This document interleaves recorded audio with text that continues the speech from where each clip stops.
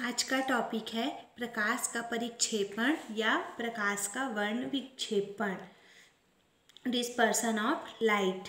तो जब सूर्य का प्रकाश, जिसे हम लोग श्वेत प्रकाश कहते हैं, की किरण किसी संकीर्ण झिर्री से होकर किसी प्रिज्म पर आपतित होती है, ठीक, तो निर्गत प्रकाश के मार्ग में हम लोग क्या करते हैं, एक पर्दा रख देते हैं। तो उस पर विभिन्न रंगों की हमको पट्टियां दिखाई देती है।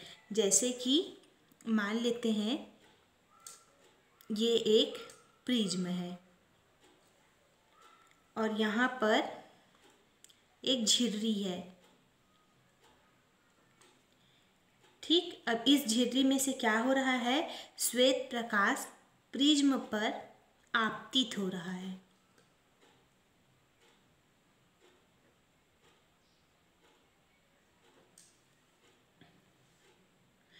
और इस प्रिज्म के अंदर क्या हो रहा है, अपवर्तित हो रहा है।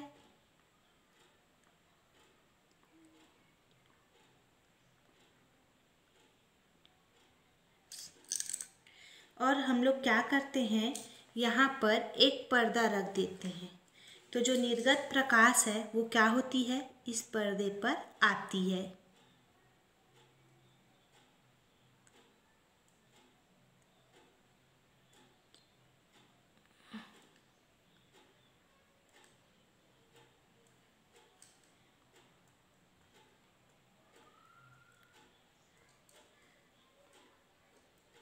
ये है हमारा पर्दा।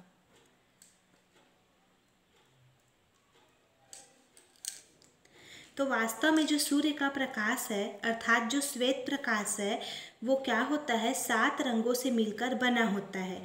जब वह किसी प्रिज्म में से होकर गुजरता है तो वह अपने अवयवी रंगों में विभक्त हो जाता है और प्रिज्म से गुजरने पर श्वेत प्रकाश के अपने अवयवी रंगों में विघटित होने की परिघटना को प्रकाश का वर्ण विक्षेपण कहते हैं।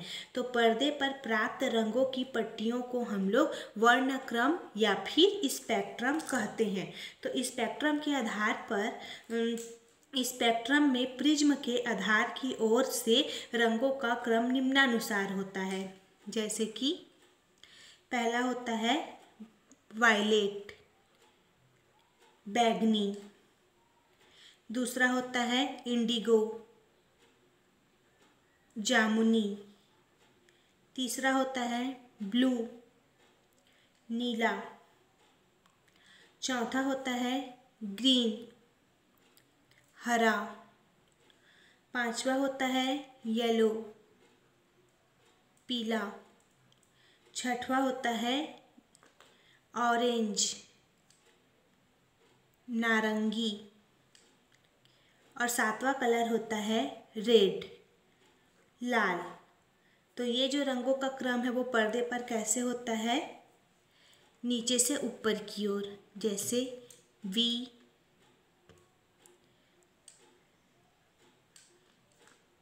I,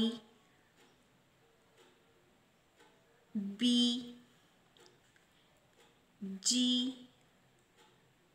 Y, O, R। इसको हम लोग VIBGYOR पिग्योर के नाम से हम लोग क्या करते हैं, याद रखते हैं, या फिर इसके हिंदी नाम से बैजानीहपी नाला द्वारा, या फिर अंग्रेजी के बिग्योर के नाम से हम लोग इसको याद करते हैं। तो ये है हमारा प्रकाश का वर्ण विक्षेपण। अब वर्ण विक्षेपण का कारण क्या है, तो जब वर्ण विक्षेपण का कारण भिन्न भिन्न रंगों के लिए प्रिज्म के पदार्थ का अपवर्तनांक भिन्न भिन्न होना है, ठीक। उसी प्रकार से बैगनी रंग का जो विचलन सर्वाधिक होता है और लाल रंग का जो विचलन है वो न्यूनतम होता है, क्योंकि अन्य रंगों के विचलन इन्हीं दोनों मानों के मध्य होते हैं। विचलनों की इन भिन्नताओं के कारण ही जब श्वेत प्रकाश प्रिज्म में से गुजरता है तो वह अपने अवयवी रंगों मतलब 7 रंगों में विभक्त हो जाता है और विचलन अधिकतम होने के कारण बैगनी रंग प्रिज्म के आधार की ओर और विचलन न्यूनतम होने के कारण लाल रंग सबसे ऊपर की ओर होता है और अन्य रंग इन्हीं दोनों रंगों के मध्य में होते हैं। ठीक, तो ये था प्रकाश का वर्ण विक्षेपण।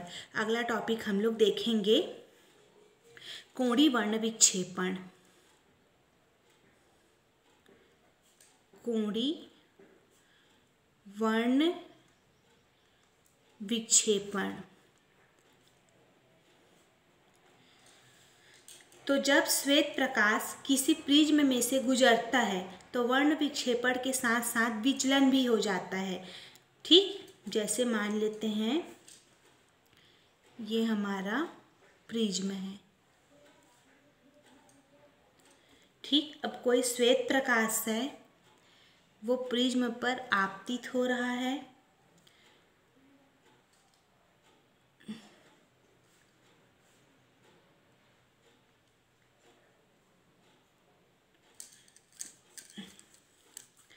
और अपवर्तित होने के बाद वो क्या हो रहा है, प्रिज्म से वायु की ओर निर्गत हो रहा है।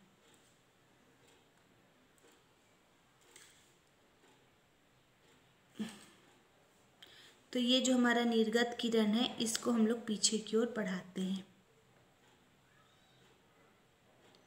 तो हमको यहाँ पर एक कोण प्राप्त होता है जिसको हम लोग थीटा नाम देते हैं।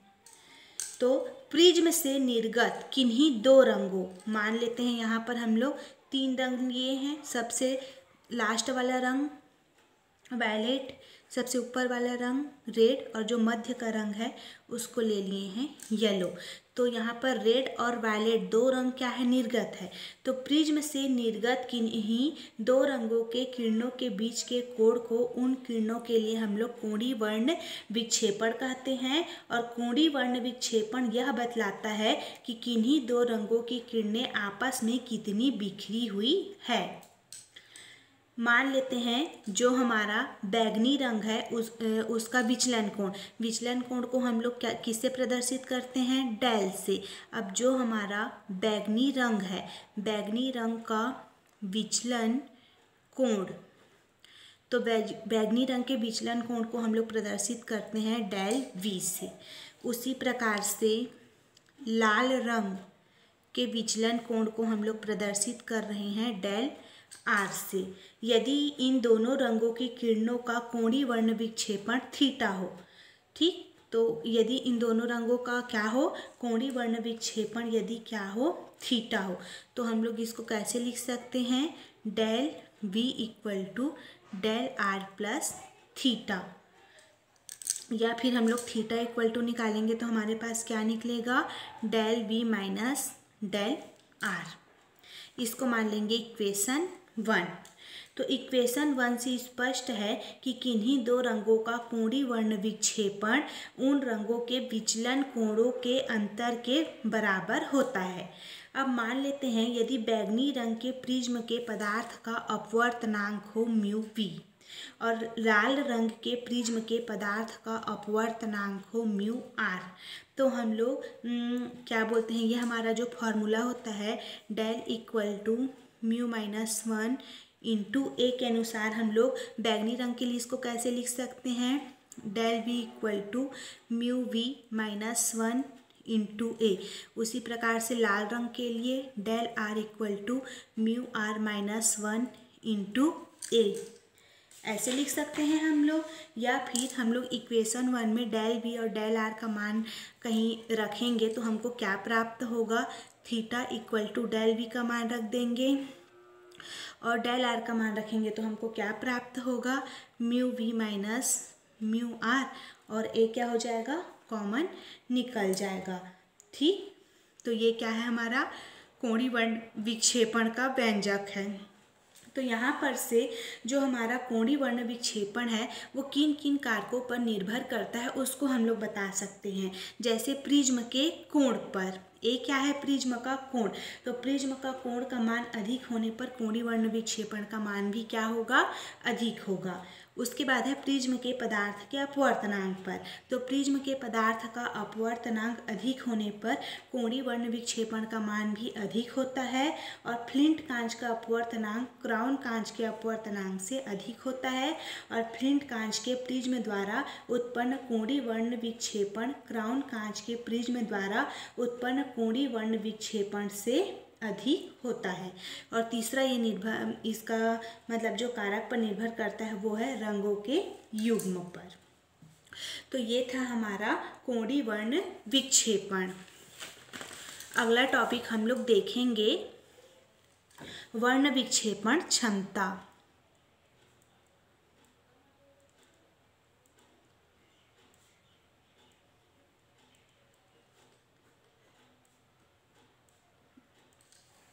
तो प्रिज्म से निर्गत किन्हीं दो रंगों के कोणीय वर्ण विक्षेपण और माध्य किरण के विचलन के अनुपात को उन रंगों के लिए प्रिज्म के पदार्थ का वर्ण विक्षेपण क्षमता कहते हैं और इसे हम लोग ओमेगा से प्रदर्शित करते हैं। मतलब हम लोग वर्ण विक्षेपण क्षमता फॉर्मूला के रूप में कैसे लिख सकते हैं? कोणीय वर्ण विक्षेपण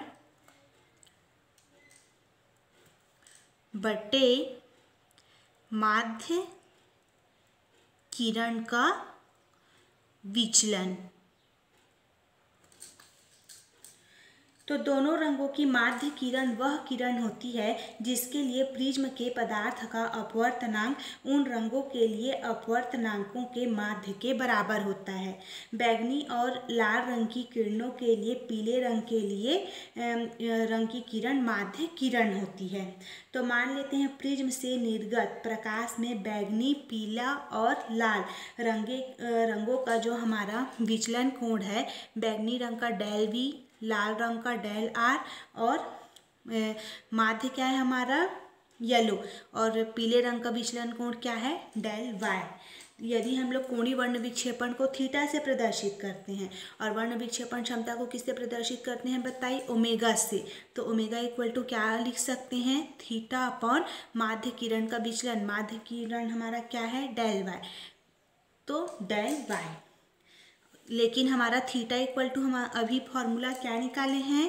डेल V माइनस डेल R।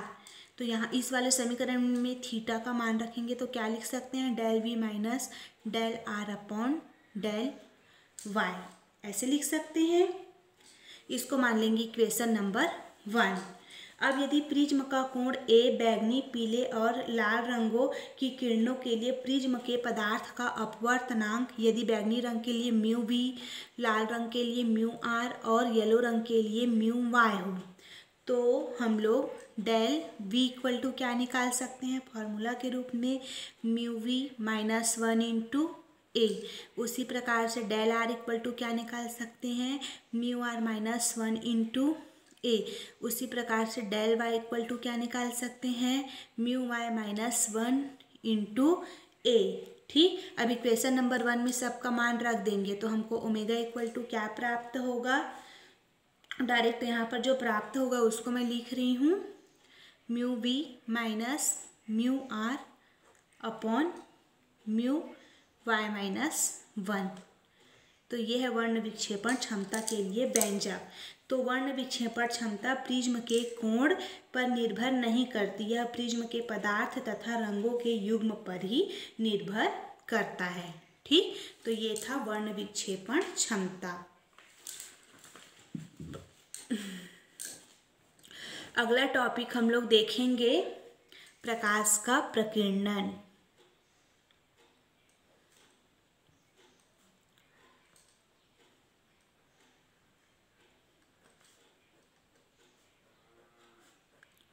इसको इंग्लिश में कहा जाता है स्कैटरिंग ऑफ लाइट। तो जब सूर्य से आने वाला जो प्रकाश है वायुमंडल में से होकर गुजरता है तो वह मार्ग में पड़ने वाले अणुओं या छोटे कणों से अंतर क्रिया कर बिखर जाता है। इस घटना को कहा जाता है प्रकाश का प्रकीर्णन। और प्रकाश के प्रकीर्णन के कारण ही हमको आकाश नीला दिखाई देता है। सूर्योदय और सूर्यास्त के समय आकाश लाल दिखाई देता है। किसके कारण? प्रकाश के प्रकीर्णन के कारण। अब ये जो हमारा प्रकाश का प्रकीर्णन है ये दो प्रकार का होता है। पहला होता है प्रत्यास्थ प्रकीर्णन और दूसरा होता है अप्रत्यास्थ प्रकीर्णन। तो सबसे पहले पढ़ेंगे प्रत्यास्थ प्रकीर्णन क्या होता है। तो जब प्रकाश का प्रकीर्णन ऐसे कणों से होता है जिसका आकार प्रकाश के तरंगदैर्घ्य की तुलना में कम होता है, तो इस स्थिति में प्रकाश के प्रकीर्णन को प्रत्यास्थ प्रकीर्णन कहा जाता है। इस प्रकार के प्रकीर्णन में आपतित प्रकाश और प्रकीर्णन करने वाले कणों के बीच ऊर्जा का आदान प्रदान नहीं होता है, अतः प्रकीर्णित प्रकाश की आवृत्ति या तरंगदैर्घ्य आपतित प्रकाश की आवृत्ति या तरंगदैर्घ्य के बराबर ही होती है। तो रैले ने प्रकाश के प्रकीर्णन का विस्तृत रूप से अध्ययन किया और एक नियम का प्रतिपादन किया जिसे हम लोग रैले का प्रकीर्णन नियम कहते हैं।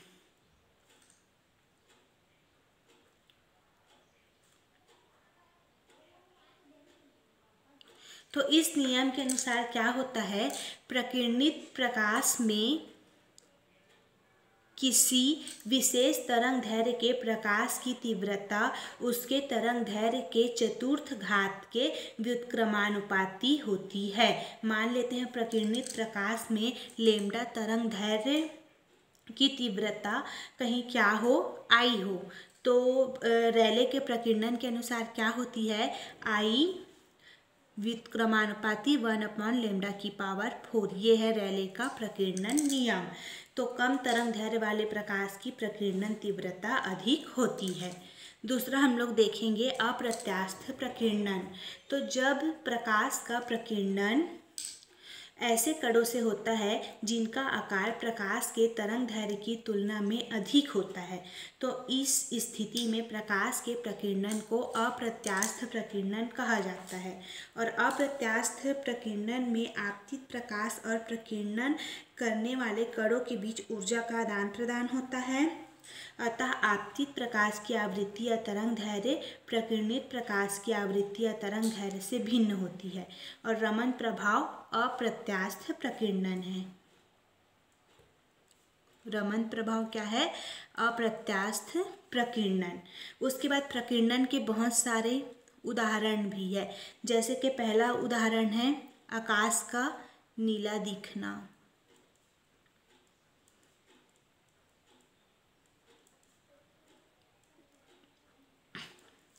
तो जब सूर्य का प्रकाश वायुमंडल में से होकर गुजरता है तो गैसों के विभिन्न अणुओं एवं छोटे कणों द्वारा प्रकाश का विभिन्न दिशाओं में प्रकीर्णन हो जाता है।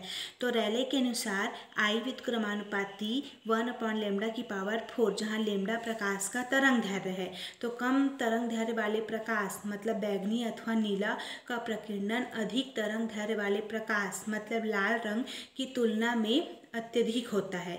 तो दृश्य प्रकाश में नीले रंग का अनुपात अधिक होता है और आँख बैगनी रंग की तुलना में नीले रंग के लिए अधिक संवेदनशील होती है, अतः कम तरंगदैर्घ्य होने के कारण नीले रंग के प्रकाश का प्रकीर्णन अधिक होता है, फलस्वरूप आकाश हमको नीला दिखाई देता है। दूसरा है उदाहरण वायुमंडल की अनुपस्थिति में आकाश का काला दिखना। यदि वायुमंडल नहीं होता तो प्रकाश का प्रकीर्णन नहीं होता, फलस्वरूप आकाश काला दिखाई देता है। चंद्रमा पर वायुमंडल नहीं है, अतः चंद्रमा से देखे जाने पर आकाश काला दिखाई देता है। इसी तरह अंतरिक्ष यात्रियों को भी आकाश काला दिखाई देता है। तीसरा इसका उदाहरण है सूर्योदय और सूर्यास्त के समय सूर्य का लाल दिखना। तो सूर्योदय और सूर्यास्त के समय सूर्य के प्रकाश को पृथ्वी तक पहुंचने में अत्यधिक दूरी तय करना पड़ता है, अतः कम तरंगदैर्घ्य वाली प्रकाश किरणों का पृथ्वी तक पहुंचते तक लगभग पूर्ण प्रकीर्णन हो जाता है। केवल लाल क्षेत्र के प्रकाश का अधिक तरंगदैर्घ्य वाला प्रकाश ही हम तक पहुंच पाता है। इस प्रकार सूर्योदय और सूर्यास्त के समय हमको सूर्य कैसा दिखाई देता है, लाल दिखाई देता है। अगला इसका उदाहरण है बादलों का श्वेत दिखना। तो वायुमंडल में धूल के कणों, वर्षा की बूंदों, बर्फ के टुकड़ों आदि का आकार प्रकाश के तरंगदैर्घ्य की तुलना में अधिक होता है, अतः इन कणों से प्रकाश का प्रकीर्णन रेले के नियम अनुसार नहीं हो पाता। इन कणों से सभी रंग के प्रकाश का समान रूप से प्रकीर्णन हो जाता है, अतः बादल हमको कैसा दिखाई देता है? श्वेत दिखाई देता है। अगला प्रकाश के प्रकीर्णन का उदाहरण है दोपहर के समय आकाश का श्वेत दिखना और खतरे का सिग्नल लाल रंग का होता है। ठीक, तो ये था प्रकाश का प्रकीर्णन। अगला टॉपिक हम लोग पढ़ेंगे रेनबो, इंद्रधनुष।